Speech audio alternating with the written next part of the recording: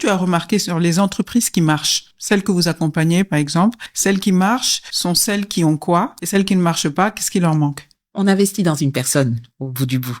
Et c'est souvent lié à la capacité ou à la difficulté de cette personne à écouter et à accepter les conseils qui lui sont donnés. Je n'arrête pas de répéter, il faut se méfier de son ego. Souvent, ce qu'on a eu comme attitude, c'est moi l'entrepreneur. Je sais. Mais entre ce qu'on sait faire et qu'on aime faire et tout ce qu'on ne sait pas faire, mais qui appartient au monde de l'entrepreneuriat, c'est énorme. C'est ce que je disais tout à l'heure. Le premier pas vers la compétence, c'est quand on prend conscience de tout ce qu'on ne sait pas et qu'on est ouvert aux conseils d'autrui et surtout à l'application de ces conseils-là. Donc, la première chose, c'est l'ouverture, l'écoute. La deuxième, c'est la capacité d'exécution. Oui, tu as vu pourquoi il faut aller dans cette direction? Oui, s'il y a ça à faire, oui, d'accord, c'est bon.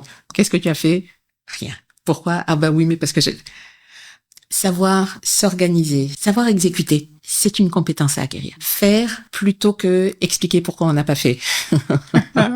De mon expérience, c'est les deux freins. Et quand ça va pas, quand c'est vraiment difficile et qu'on vous dit, il faut accepter quelqu'un à côté de vous. Tu es arrivé à ton plafond, accepte que quelqu'un soit à côté de toi pour ah non mais je vais devoir partager le levier en fait. Oui, je vais devoir partager mon pouvoir. Ah non non non non non. Ça aussi, ça peut être un frein et le temps que la personne comprenne que c'était son intérêt, parfois il est trop tard. Donc pour moi l'entrepreneuriat c'est aussi une grande école d'humilité. Ouais.